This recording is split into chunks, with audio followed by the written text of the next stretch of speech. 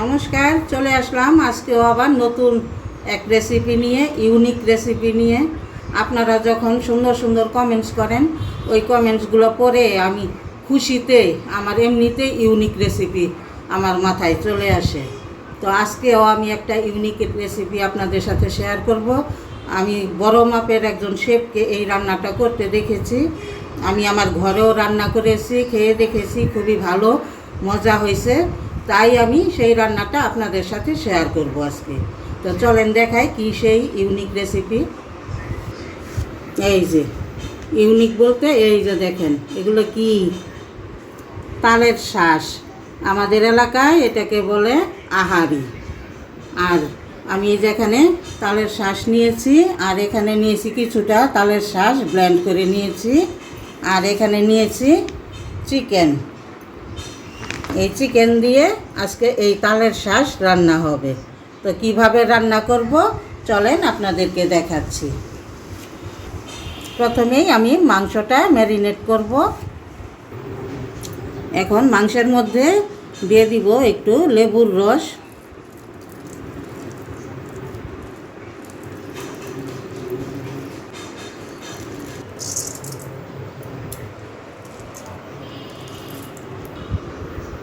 এখন দিয়ে দেই লবণ, এখন দিয়ে দেই শুকনা মরিচের গুঁড়া।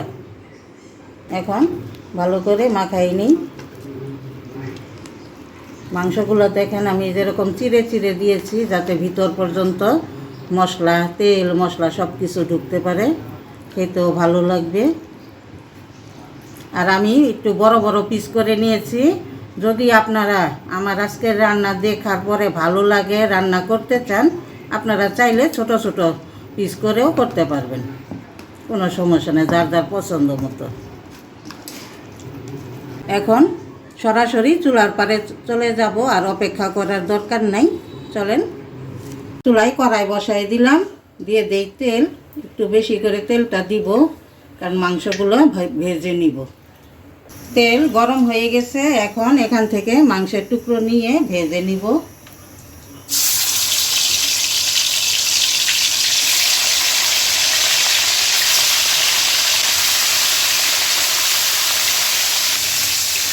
এরকম হালকা ভাজা দিয়ে নিয়েছি, উঠাই নিই।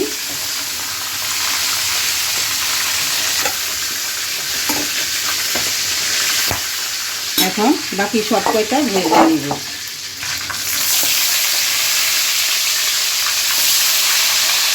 ওই মাংস ভাজার তেলেই এখন পেঁয়াজ বেরেস্তা ভেজে নিব, বেরেস্তার মতো।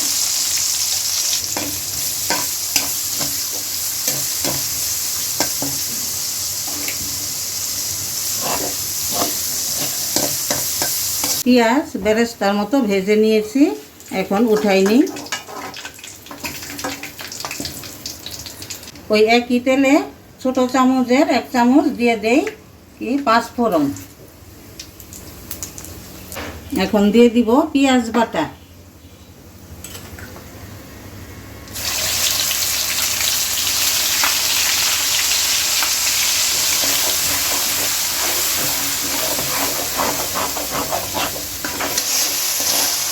পেঁয়াজ বাটা সুন্দর করে তেলের মধ্যে ভেজে নিয়েছি। এখন দিয়ে দেই শুধু দারচিনি আর এলাচ, এই দুইটা গরম মশলাই দিব, আর গরম মশলা দিব না, অন্য মশলা দিব না। আর দিয়ে দিলাম আদা রসুন বাটা, হলুদ গুঁড়া,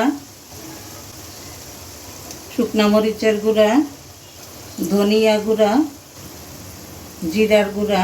এখন মশলাটা আবার ভালো করে কষাই নিই।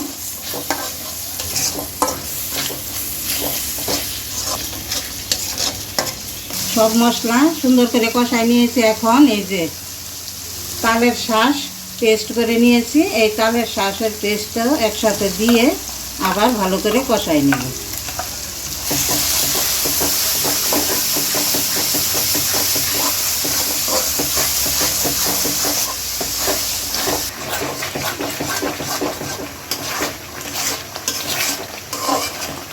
সব কিছু ভালো করে কষাই নিয়েছি। দেখেন তেল উপরে ভেসে উঠছে, তেল ছেড়ে দিয়েছে। এখন দিয়ে দেই স্বাদ মতো লবণ, দিয়ে দেই টক দই, ফেটানো টক দই।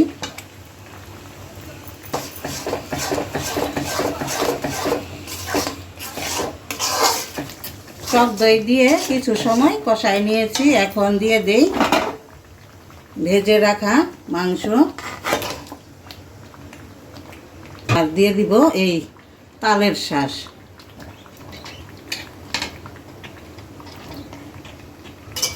এখন আবার মশলার সাথে সবগুলো মাংস এবং তালের শাঁস একটু কষাই নিই।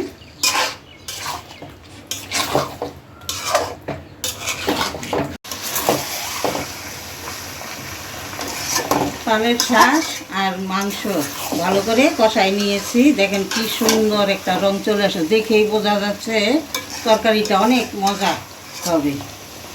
এখন দিয়ে দিব একটু ঝোল, বেশি ঝোল ঝোল করব না, মাখা মাখা হবে তরকারিটা।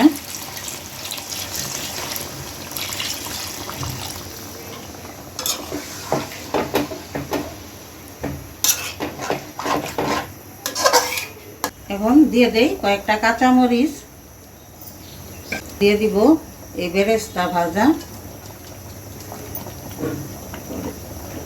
ঢেকে দেই। রান্না প্রায় শেষের দিকে, এখন চুলা বন্ধ করে দিয়ে বাকি কাজটা করব। তরকারিটা এতটাই মজা হয়েছে যে বলার মতন না, আপনারা না খাইলে বুঝতে পারবেন না, আমিও আপনাদেরকে বুঝাইতে পারবো না, এতটা মজা হয়েছে। আর মশলাটা দারুণ হয়েছে, মশলাটা আরও বেশি মজা হয়েছে। তো আপনারা চাইলে এখনই সময়, পরে নতুবা এই তালের শাঁস শক্ত হয়ে যাবে আর খাইতে পারবেন না। এখনই এই সময়টাই খাওয়ার উপযোগী সময়। তালের শাঁসটা একেবারে শক্তটাও নেবেন না, আবার একদম পানিটাও না, মাঝারিটা নেবেন, তাইলে সুন্দর হবে রান্নাটা। এখন উপর দিয়ে একটু বেরেস্তা ছিটাই দিলাম। হয়ে গেল আমার আজকের তালের শাঁস দিয়ে মুরগির মাংস রান্না করা। আমার এই রান্না আপনাদের কেমন লেগেছে, পছন্দ হইলে বেশি বেশি করে লাইক, কমেন্টস এবং শেয়ার করবেন, আর আপনারা নিজেরাও রান্না করে খাবেন। তো আজকের মতো আমি চলে যাচ্ছি, আবারও আসবো সুন্দর সুন্দর রেসিপি নিয়ে। সবাইকে ধন্যবাদ।